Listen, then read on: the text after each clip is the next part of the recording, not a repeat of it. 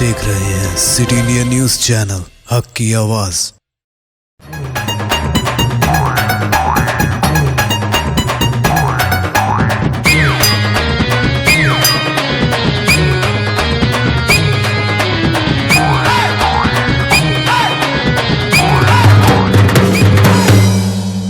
అందరికీ దండాలలో మంచిగున్నరా? గుర్తుపట్లే ఓర్ని నేను ఖతర్నాక్ కాంతమ్మను గియాల మంచి మంచి ముచ్చట్లు తెచ్చిన గవేందో షురు చేద్దాం.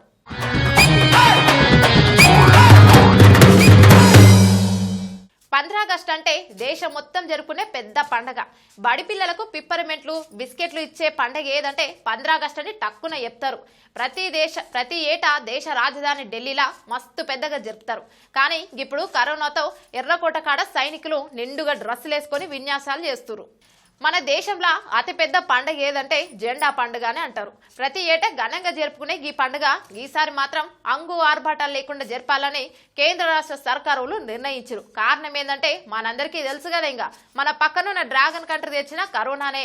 ఎర్రకోట 15 ఆగస్టు వేడుకల కోసం ముస్తాబైంది. గియాల సైనిక వందన సమర్పణతో ఫుల్ డ్రెస్ రిహార్సల్స్ జరుగుతున్నాయి. ఇప్పటికే కరోనా మహమ్మారి సోకకుండా అధికారులు అన్ని జాగ్రత్తలు తీసుకుంటారు. వందన సమర్పణ భౌతిక దూరం పాటిస్తూ చేసే వీలు లేకపోవడంతో సైనికులంతా మాస్కులను ధరించారు. గట్లనే ఢిల్లీలో కూడా మస్తు వాన కురుస్తుందంట.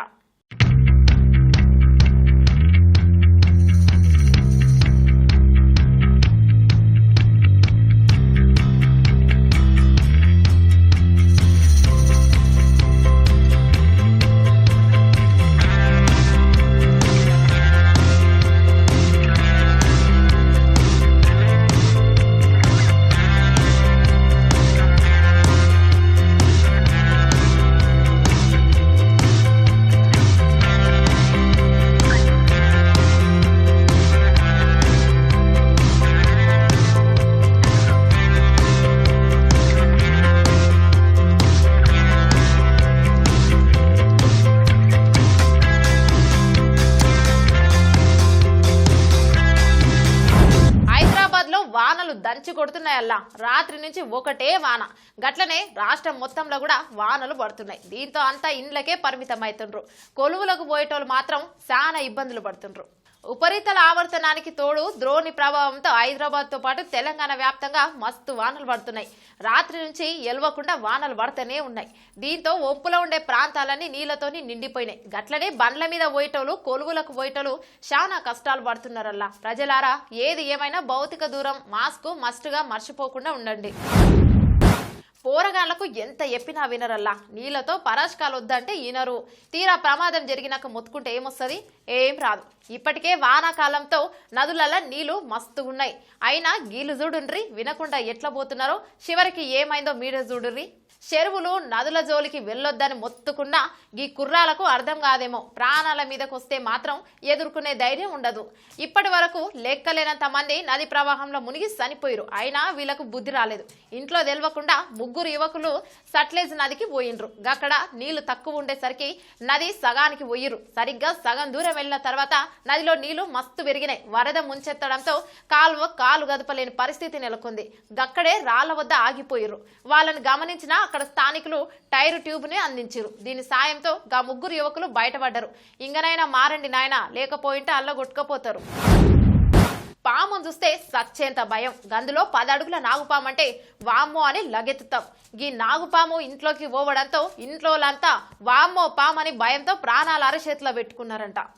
నాగుపాము పేరు వింటేనే ఒళ్ళంతా జల్లరిస్తుంది కదా. గట్లాంటిది దాని ఎదురుగా చూస్తే శరీరంలో వణుకే ఉడుతుంది. దాదాపు 10 అడుగుల పొడవున్న ఓ నాగుపాము ఉత్తరాఖండ్ నెనిటాల్లోని ఓ ఇంట్లో కనిపించిందంట. దీంతో గా ఇంట్లో ఉన్నోళ్ళంతా భయంతో అటవీశాఖ అధికారులకు సమాచారం ఇచ్చిండ్రంట. వెంటనే forest department rapid response team ఆ ఇంటి వద్దకు చేరుకుని ఇంట్లో ఉన్న భారీ నాగుపామును పట్టేసిరంట. పాములు పట్టుకునేటైనా గా తర్వాత దాని సంచిలో వేస్తుంటే పాము పట్టిన వ్యక్తి మెడకు చుట్టుకుంది. ఎట్లనో ఎలాగో మొత్తానికి గా పామును అక్కడి నుంచి తరలించి అడవిలోకి వదిలేసిరు.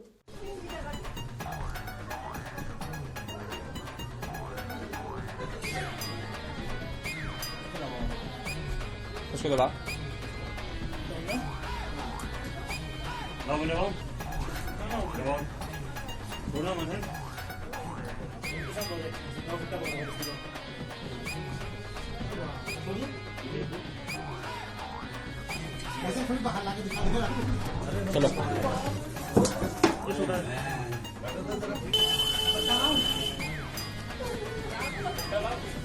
रस्सी सब लाना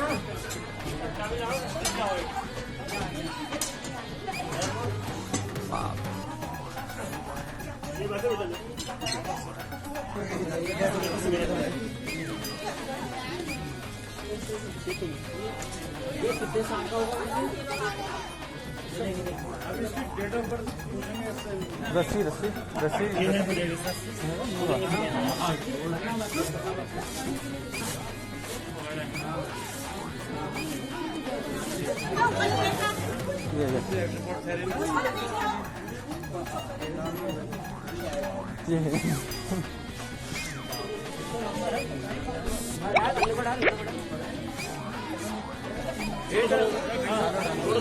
छोड़ो छोड़ो वैसे छोड़ो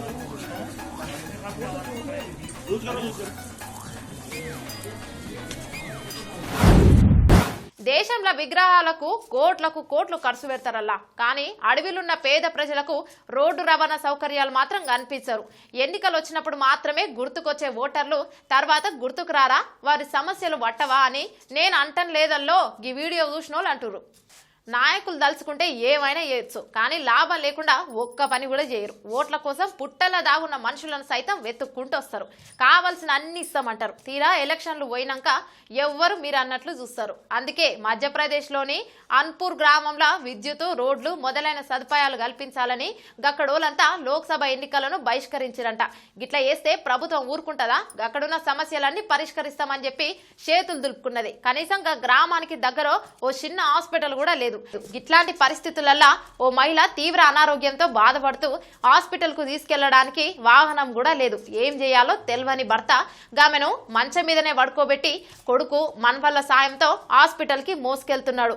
ఈ వీడియో చూస్తేనే తెలుస్తుంది అక్కడ ఎట్లాంటి పరిస్థితి ఉందో. దేశంలో అవసరం లేని విగ్రహాలకు భారీగా ఖర్చు పెడుతుంటారు. వాటికి ఇచ్చే విలువ కూడా మనుషులకు ఇస్తలేడు.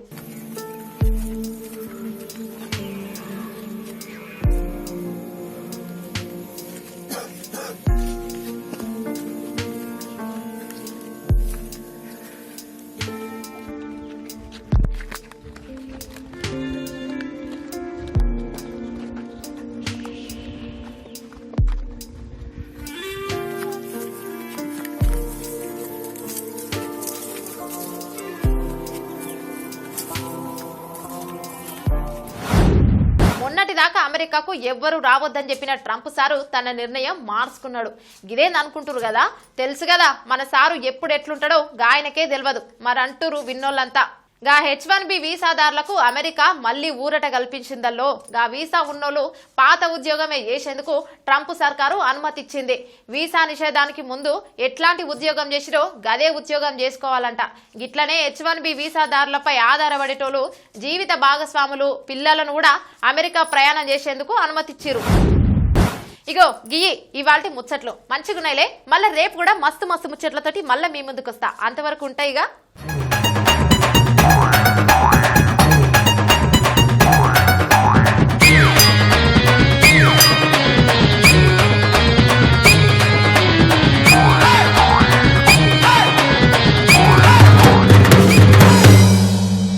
दोस्तों, अगर आपको हमारी न्यूज़ और एंटरटेनमेंट तमाम प्रोग्राम पसंद आते हैं तो फिर लाइक करें, शेयर करें और सब्सक्राइब करें और हाँ, बेल आइकॉन दबाना ना भूलें ताकि आप हमारी हर न्यूज़ और हर एंटरटेनमेंट प्रोग्राम से अपडेट रहें। देखते रहिए सिटी इंडिया न्यूज़, हक की आवाज़।